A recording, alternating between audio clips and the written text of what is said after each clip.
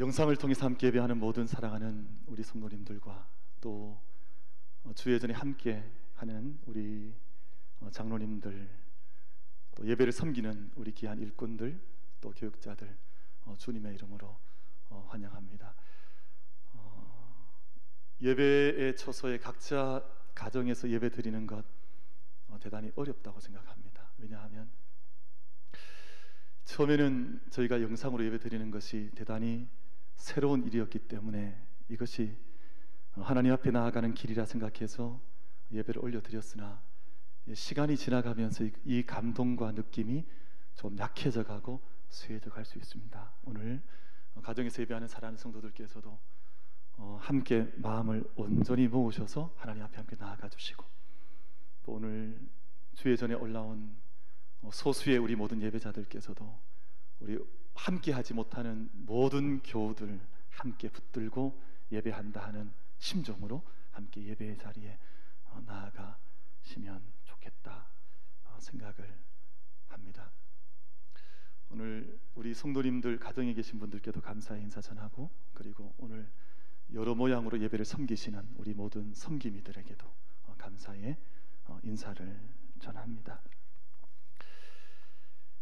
언제부턴가 우리나라 그 영화와 드라마 속에 좀비물들이 등장하기 시작했어요. 이것이 아마 2016년 그 부산행이라고 하는 그 영화 이후에 다양한 영화 그리고 드라마에서 좀비라고 하는 존재가 등장을 했는데, 좀비라고 하는 말은 영어입니다.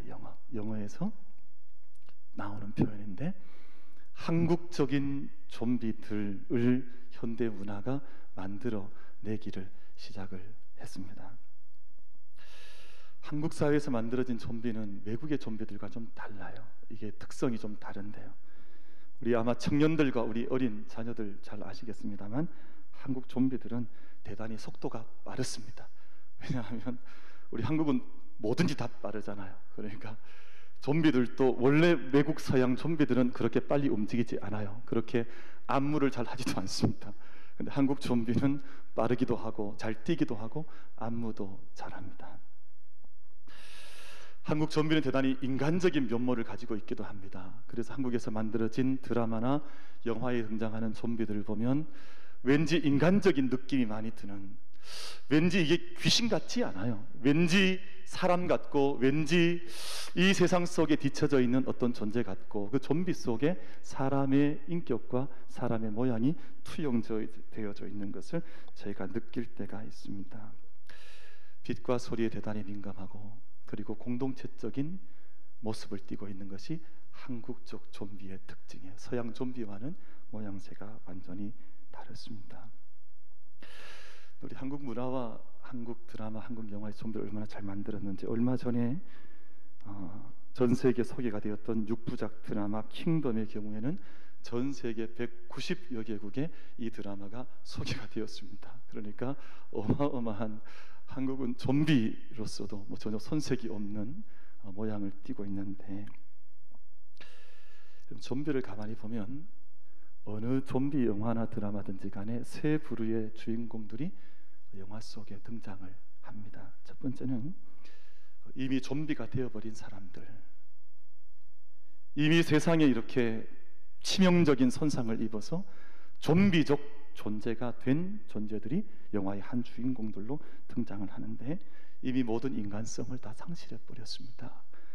이미 인간적인 존재가 아니라 이제는 감각적인 빛과 소리에 반응을 해서 사람의 생명을 향해서 쫓아 달려가는 존재, 좀비들이 등장을 합니다. 두 번째 등장하는 주인공들의 부류는 아직 좀비가 되진 않았어요. 그런데 어떻게 보면 좀비보다도 좀비스러운 존재로 등장하는 한 부류의 사람들이 있습니다. 이 사람들은 고통도 알지 못합니다. 사람들에 대한 연민도 알지 못합니다. 사람들이 가져야 할 마땅한 어떤 마음들, 느낌들 다 가지지 못한 존재들로 등장하는 사람들이 있어요. 어떻게 보면 좀비보다 더 좀비스러운 사람들이 등장을 해요.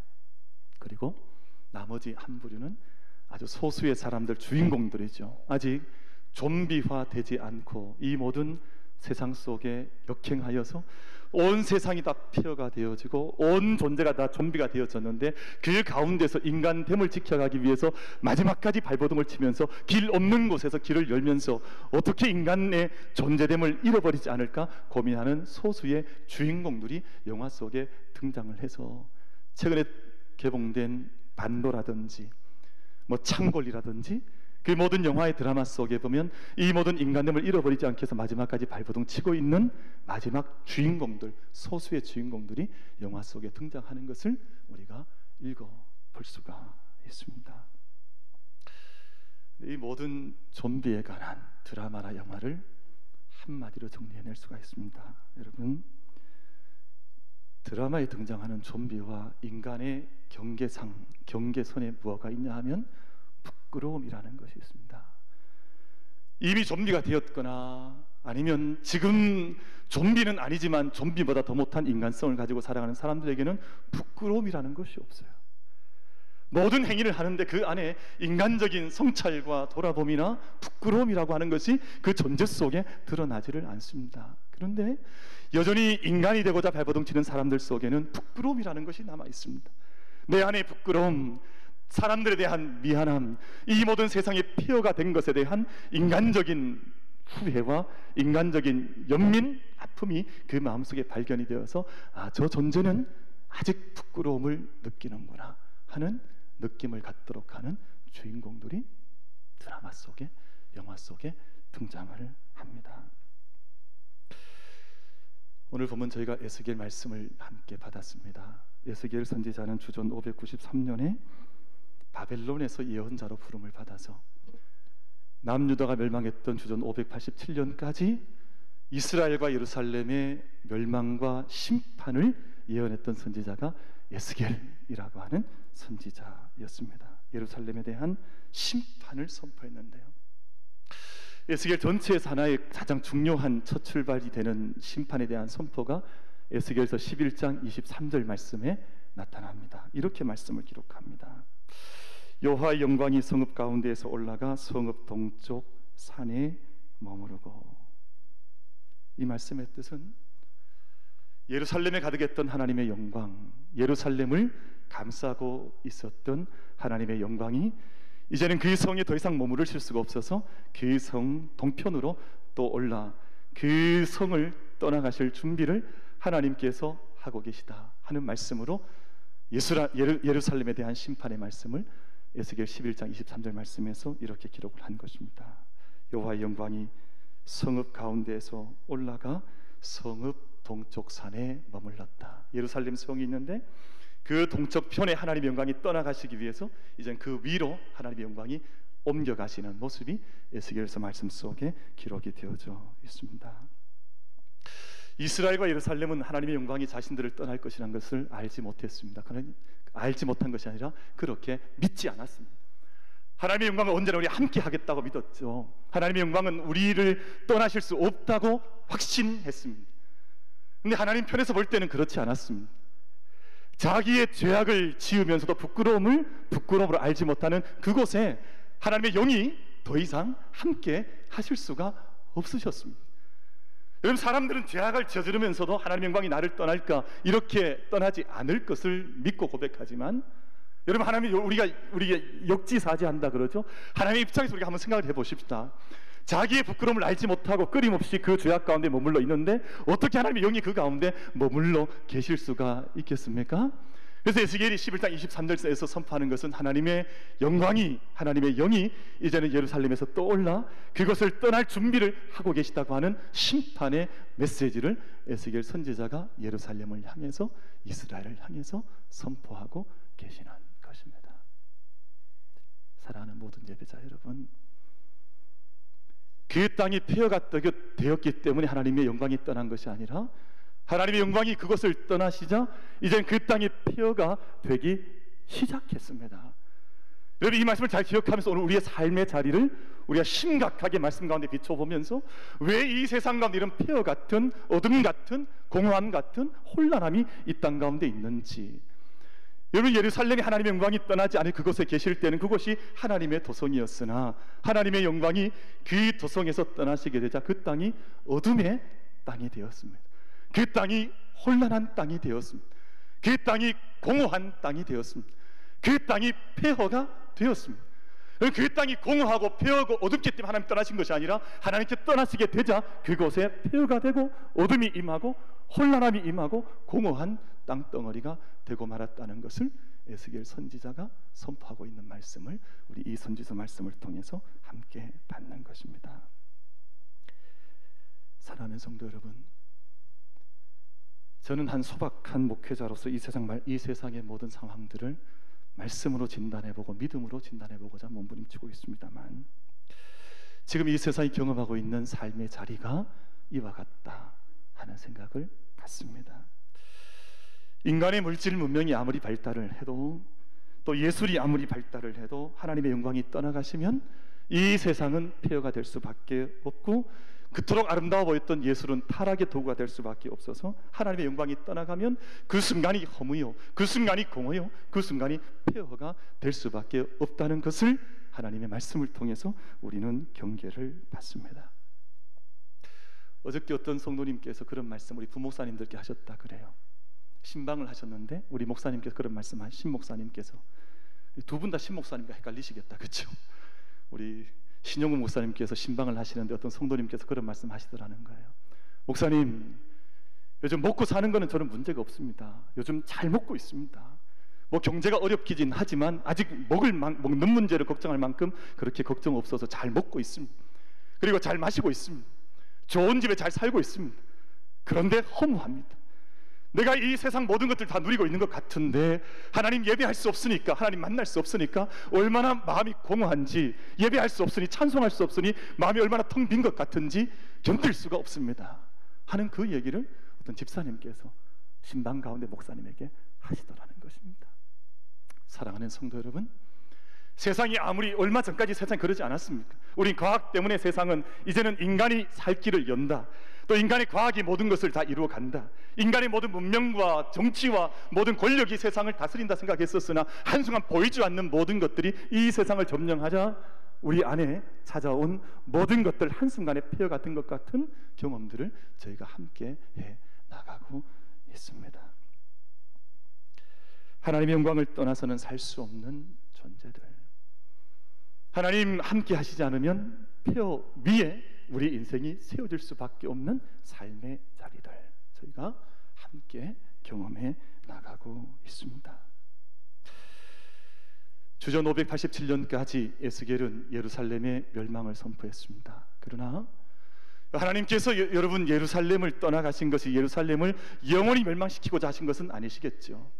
여러분, 에스겔서 속에, 성경 전체 속에 기록된 하나님의 심판은 심판을 위한 심판은 아니라고 저는 믿습니다. 그것은 왜냐하면 성경이 그렇게 기록하고 있고 약속하고 있기 때문에 그렇습니다. 그래서 에스겔 선지자도 예루살렘이 587년에 멸망하자 그때부터는 더 이상 멸망을 선포하지 않았습니다. 하나님께서 길 없는 것에 길을 열어주시고, 광야에 길을 여시고, 사막에 강을 내시고, 이 어둠 속에서 하나님께서 길을 열어주셔서 온 세상이 살 길, 하나님 회복하실 수 있는 그 길을 에스겔은 다시금 선포해 나가기 시작했고, 오늘 제가 함께 읽으셨던 본문 말씀은 예루살렘에 대한 희망, 예루살렘으로 하나님께서 영광이 함께 다시금 돌아오는 하나님의 영광의 임재에 대해서 오늘 에스겔 선지자가 오늘 본문 말씀을 통해서 선포를 해주고 있습니다. 여러분, 사랑하는 성도 여러분, 모든 예배자 여러분, 그러나 그것이 그렇게 쉽게 되지 않습니다.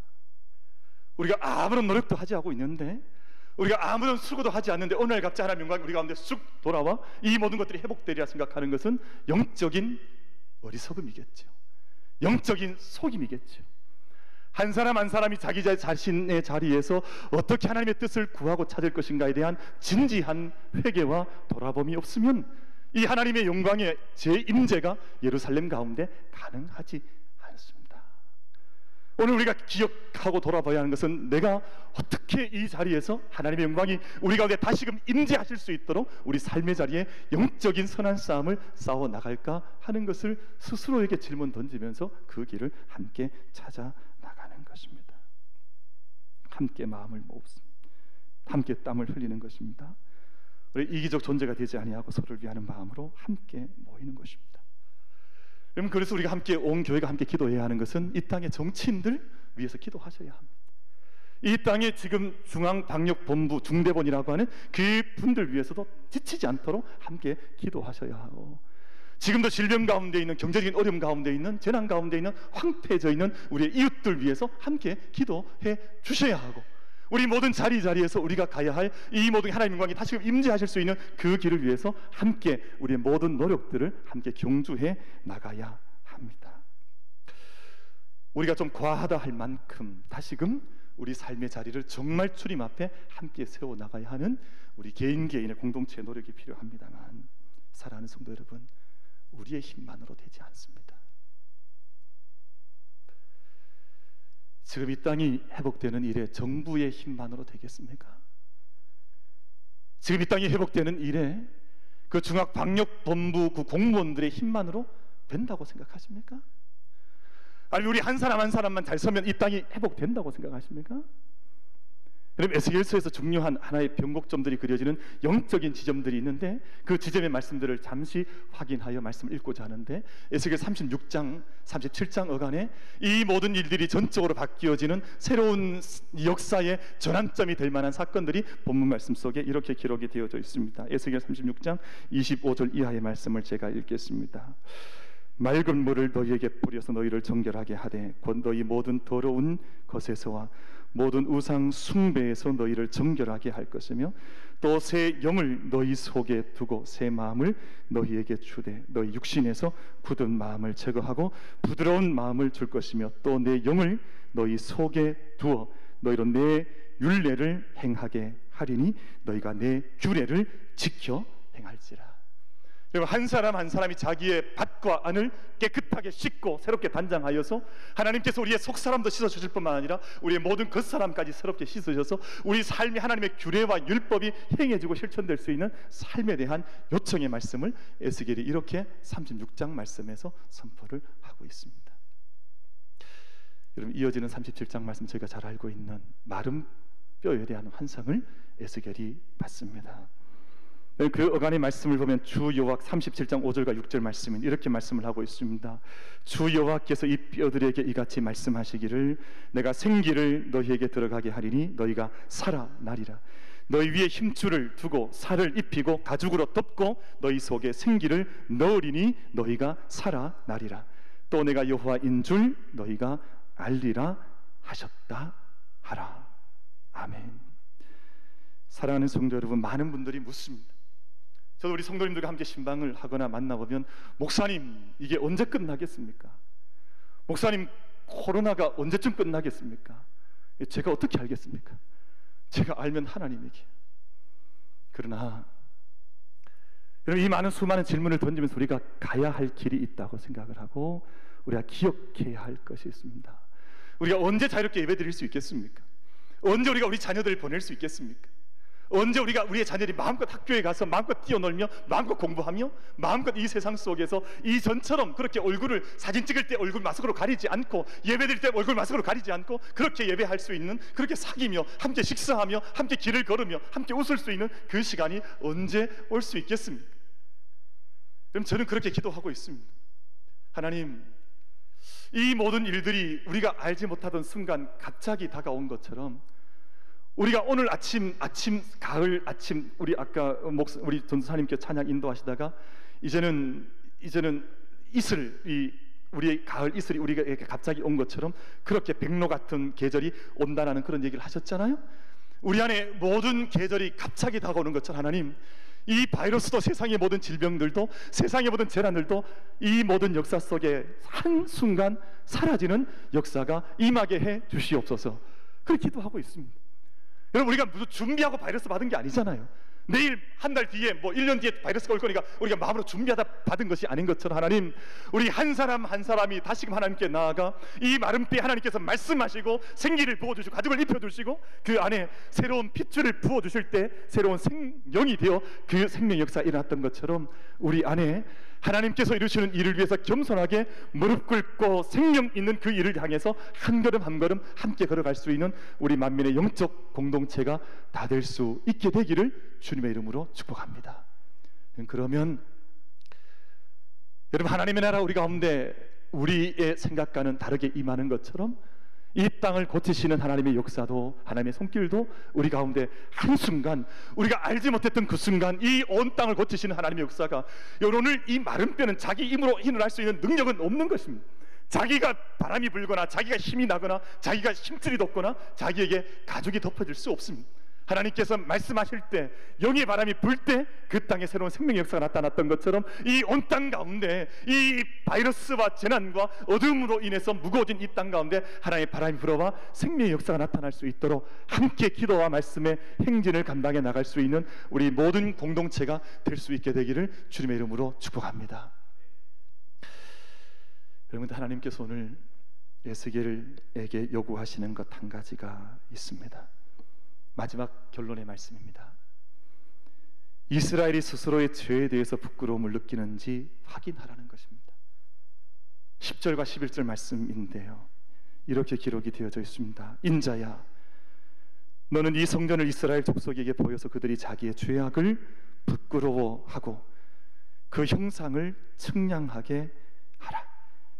지금 이 모든 것들이 회복되는 것이 중요한 것이 아니라 이미 하나님께서는 성전 안으로 임재해 들어오시는데, 임재해 들어오신 하나님께서 다시금 확인하고 싶은 것이 있으신 거예요.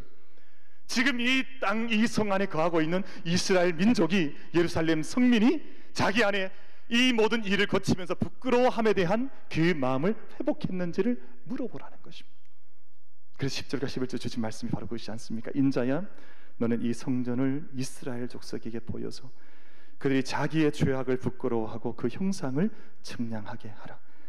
만일 그들이 자기들이 행한 모든 일을 부끄러워하거든 너는 이 성전의 제도와 구조와 그 출입하는 것과 그 모든 형상을 보이며 또 그 모든 규례와 그 모든 법도와 그 모든 율례를 알게 하고 그 목전에 그것을 써서 그들로 그 모든 법도와 그 모든 규례를 지켜 행하게 하라 라고 말씀을 하고 있습니다.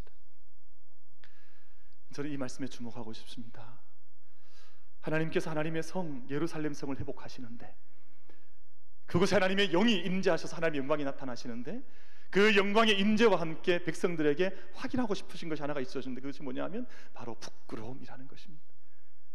너희가 정말 부끄러움에 대한, 살아있는 영혼에 대한, 마치 좀비와 같이, 좀비적 존재가 된 존재와 같이 부끄러움을 알지 못하는 존재가 아니라 너희 안에 이 모든 일들이 이루어지는 것에 대한, 이 모든 역사의 나타남에 대한 부끄러움과 돌아봄의 마음이 너희 안에 있는지 내가 확인하기를 원한다 하는 것을 하나님께서 에스겔에게 말씀하셔서 이스라엘에게 질문하게 하시는 것입니다.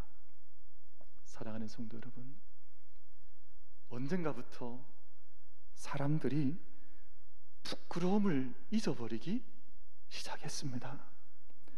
세상 문화적으로도 더욱더 매력 있는 사람들, 이름나는 사람들은 부끄러움이 없는 사람들이 훨씬 더 매력적인 사람이고, 사람들에게 지지를 받고 표를 받는 사람들은 어느 때부터인가 부끄러움을 알지 못하는 사람들에게 사람들이 열광하기 시작을 했습니다. 여러분, 이제는 동성애도 부끄러운 것이 아닙니다. 이제는 세상 사람들에게 부끄러움이라고 하는 것이 없어지고 말았습니다.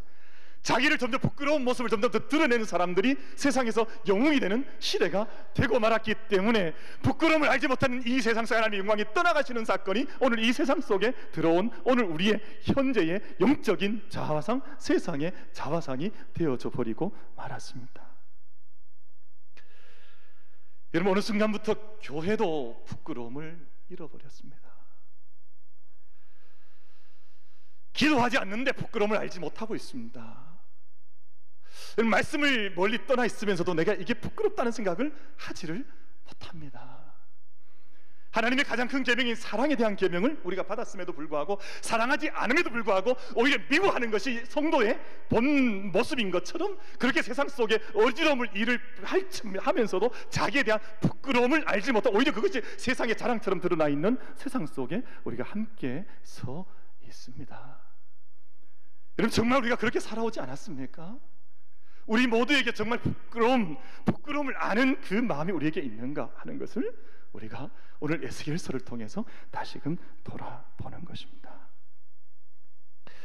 말씀이 좀 길어집니다만, 동양의 성리학에서는 인간 본성의 마음을 진단하면서 사단 7정이라는 것을 이야기했는데요, 사람의 본성 속에 4가지 마음과 7가지 정을 가진 것이 인상의 본성이라고 하는 것은 성경 말씀이 아니라 세상의 철학과 그 깊은 인간의 모습을 탐구하는, 묵상하는 철학자들도 이런 이야기를 했거든요. 그 가운데 한 가지가 뭐냐 하면 수호주심, 옳지 못함을 부끄러워하고 착하지 못함을 미워하는 마음이 인간의 본성이라고 동양에서도, 성경 말씀이 아니라도, 하나님의 말씀이 아니라도 사람들도 그렇게 생각을 했으나, 지금은 모든 수호주심 다 버려버리고 부끄러움 알지 못하고 자기의 잘못된 일 앞에서도 오히려 그것이 더 떳떳한 것인 것 마냥 하는 모든 삶의 모습을 이 땅의 사람들이 행해 나가고 있습니다. 신앙의 선배 윤동주 시인의 믿음의 정신과 시 속에는 부끄러움이 자리를 잡고 있습니다. 젊은 날 목숨을 잃었습니다만 마지막 시어를 내어놓기까지 그 젊은 신앙의 선배, 믿음의 시인에게는 부끄러움이라고 하는 것이 일평생의 화두였었고 일평생의 믿음의 자신의 노래였습니다. 몇 해 전 윤동주 시인을 영화했던 동주라고 하는 작품 속에 그런 장면이 나옵니다. 이 엄혹한 시절 속에 시를 쓴다는 것이 부끄럽다. 여러분, 오늘 우리의 자화상이기도 하고 우리의 모습이기도 합니다. 이 엄혹한 시절 속에 믿음의 사람인 것이 부끄럽기도 하고 목사인 것이 부끄럽기도 하고 우리가 교회인 것이 부끄럽기도 하다라는 생각을 합니다만, 여러분, 그 고백을 내어놓자 옆 곁에 있던 친구였던 시인 정조이 그런 말을 합니다. 부끄러움을 모르는 것이 부끄러운 것이지 부끄러움을 아는 것은 부끄러운 것이 아니다. 그럼 저희는 부끄러움을 알고 있었습니까? 아니면 부끄러움을 모르고 있으셨습니까? 윤동주 시인이 일본에서 유학을 하면서 쉽게 쓰여진 시라는 시를 짓습니다. 인생은 살기 어렵다는데 시가 이렇게 쉽게 쓰여지는 것은 부끄러운 일이다.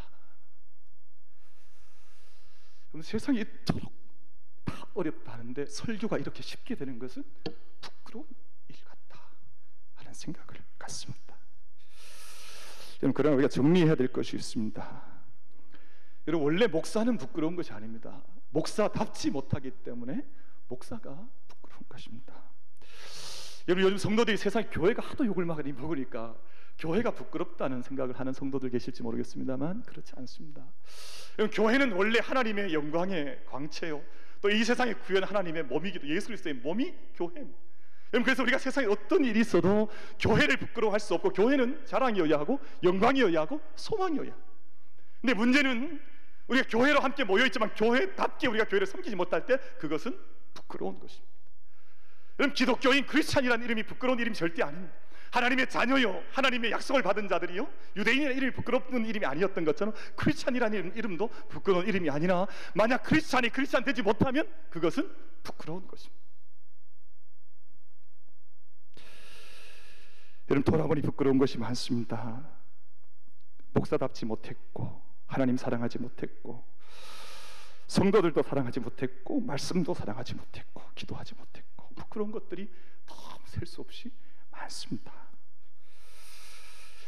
그러나 오늘 저희가 이 말씀을 통해 다시 한번 소망을 갖는 것은, 하나님께서 그런 말씀을 하십니다.